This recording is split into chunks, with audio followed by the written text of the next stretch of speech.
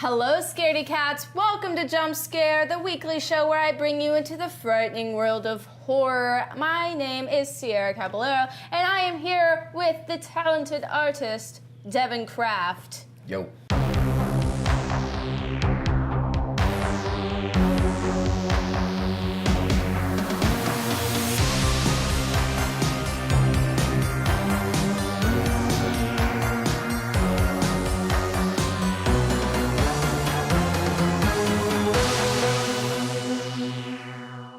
We actually met at Nerd Night in Denton, and we hit it off talking about horror manga. Now, like, Japanese horror goes way back, way back in time. It's a classic, rich history, and of course, a lot of that rich history has inspired a lot of horror manga. And manga really didn't take off until kind of like the 50s or 60s, and thank goodness for that, because we got The Drifting Classroom and like a ton of other mangas. But before we get into horror manga, for those who don't know who you are, tell the audience kind of what you do and what's some of your work in comics. Okay. My name's Devin Kraft. I went to college at Baylor University, and during that I got an excuse to study abroad in Japan. So I actually got to live in Japan for a year as an exchange student, and then I went back a few times for job hunting. During that time, I got to just kind of rifle through every bookstore I could go to in the area. So I got to see pretty much every manga and every used bookshop in Tokyo that I could find. And then I came back and kind of started an illustration career. So I've been a freelance illustrator and comic artist. I was full freelance for the last 4 or 5 years. Recently I've kind of switched to doing some graphic design and stuff, but basically I write comics, draw comics, ink comics, color comics, self-distribute comics, publish comics. Basically anything in comics, I've probably done the job at least once. So my two most known comics are Dragon Slayer and Silence, and I'm currently working on wrapping up Silence. So. Sweet. Definitely check out Dragon Slayer. It's pretty great. So you've lived in Japan for a while. What was that experience like?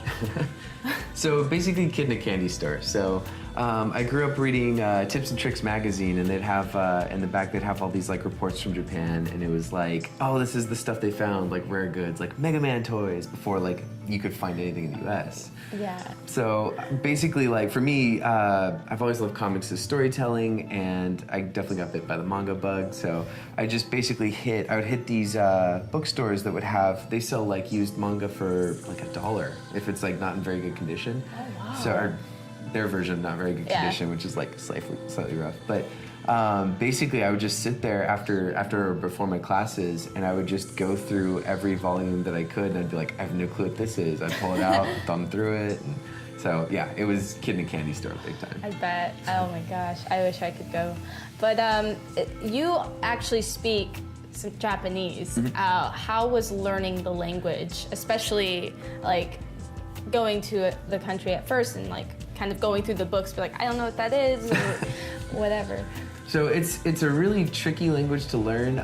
You've got I'm trying to remember English is technically one of the harder languages to learn just because of all the idiomatic phrases and stuff we use, but there's a lot of commonly used words, and then you've got to learn 4 different writing systems. Well, you've got Roman characters, which is what we read. You've got hiragana, which is kind of their cursive. You've got katakana, which is largely used for loan words, and then you've got kanji, and kanji is the really complex stuff that's in Chinese. And then there's 6,000 of those that are commonly used, and they don't always work together. It's prefixes and suffixes and pronunciation, so that's a lot of work. But I kind of found that finding comics I really liked. Some of Japanese is so hard that kids' comics will have subtitles to them. So if you can't read what the kanji is, you'll have a little subtitle. So through comics, I was able to pick up stuff and figure it out eventually, the context. Yeah. So. Oh, that's so cool. How has living in Japan inspired your style of comics, and what are some mangas that definitely inspired you? Okay, so my favorite kind of mix, if you go too far into the Japanese side, you get kind of I always like a style that's copied from a style that's copied from a style. Kind of too self-referential, and that's where you get the stuff that looks very repetitive or similar. Same with American comics. If you get too far into American comics, you get this mix. So I kind of like the middle ground where Japan's copied from either Europe or America, and vice versa. I like it when America copies some of the dynamicism from like Japan and stuff.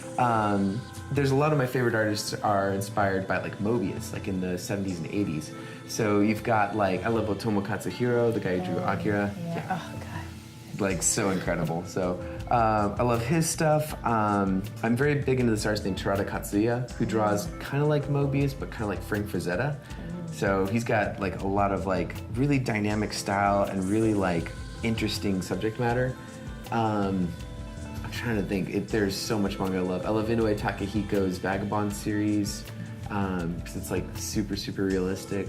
I'm trying to like go over my bookshelf and like who I collect. It's like, what do I own? Yeah, what are like the blocks? An artist I really like is this guy named Matsumoto Taiyo.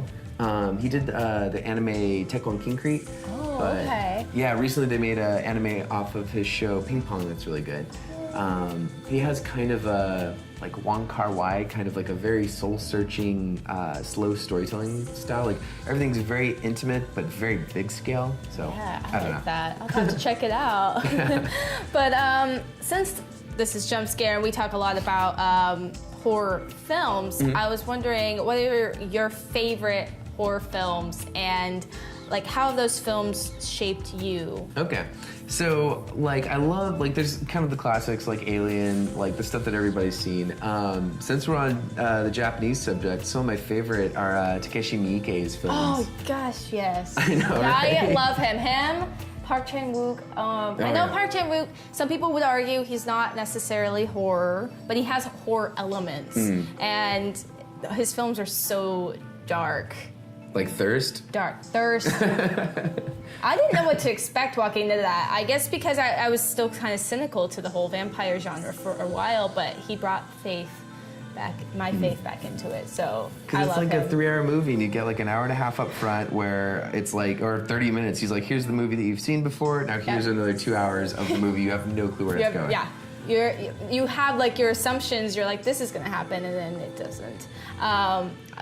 Yeah, I love Takeshi Miike. There's others. I don't know. I really loved. I don't think it's necessarily Japanese, but I mean, I love Asian horror in general. But I love Tale of Two Sisters. I haven't seen that one yet. It's I think that one is good. Japanese, is it? It is. not? I think. I might be wrong. On to kind of horror manga. So the last time we talked in person, you said that you and your friend collected or still collect Japanese horror manga. What has that been like trying to collect them? Has that been a difficult feat? So my first introduction to horror manga was Uzumaki, and I just heard a lot about it. I have the entire volume. I'm a nerd. I love it. tome. It's so good. It's the Bible, basically. It kind of it's blasphemy. I don't know. Junji Ito is kind of like the best example of horror manga. But when I lived in Japan, I wasn't super interested in necessarily the horror genre. So I'd read I'd read all of Gantz. Gantz was one that Gantz, like that was one I got hooked on and just was reading as each volume came out. But it's got enough action that it's never feels explicitly horror. Yeah. You know. But since my friend and I kind of scheduled a vacation to go back, and so he was going to collect a lot of this artist named Suehiro Amaro, who did, I'm trying to remember what it's called. It's called Shoujo Tsubaki, but I'm trying to remember the English. It's the story of this like girl who goes in a circus and like all these terrible things happen to her. I think I actually found that on my research journey there, but I myself am blinking, but I think I know what you're talking about. Yeah, I totally remember it any other time, but. So we went and collected, he was on a mission for that. I was on a mission to pick up all the Junji Ito I missed. And so we'd go to a shop and we'd find just all, like, I knew about, in terms of Junji Ito, I knew he had Uzumaki, Gyo, Yonenmu. Tomie. Yeah, Tomie. Museum of Horror, Flesh-Colored Horror. Like, I knew kind of what he had, but he had probably another 10 volumes on top that I'd never seen before. Which is so frustrating, because I'm a huge Ito fan, and I actually found him by accident because I was trying to find new something new to read, new comics and manga to read while at the UNT library. But they have like a shelf in the front, and I picked up Uzumaki and just blew through it and just kept going, and I was like, I need more. The thing is about Tomy is it's 2 volumes, and the 3rd volume is basically kind of non-existent or rare. Yeah. It's a bizarre thing, because I thought I picked up the 3rd volume, but I accidentally picked up Museum of Horrors, which is awesome. It's like a whole anthology. Yeah, but we also talked about Hino horror. Oh gosh, you gotta read some of that. That's a trip. I read some of it. It's mostly gore-tastic. Mostly gore-tastic. He did like Cat-Eyed Boy, right? Yep, Cat-Eyed Boy, Hell Baby. Prequel to Hellboy. Hell Baby's hilarious. Yes, prequel to Hellboy. If you're wondering, his past, read Hell Baby. But yeah, he actually did like guinea pig horror, which is pretty brutal. I think Charlie Sheen thought one of those films were real. What? Yeah. He's like, excuse me. I think this is a snuff film.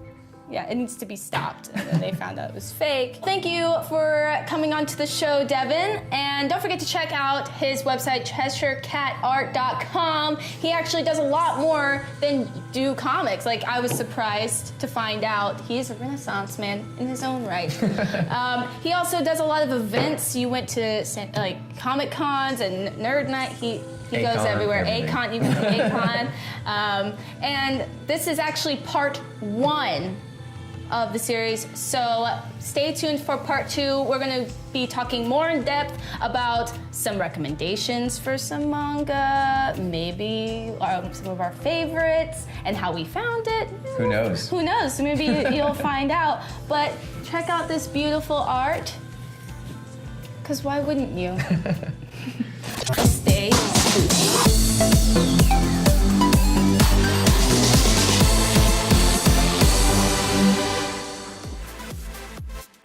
Also check him out on Twitter at Devin Kraft. He's pretty easy to find.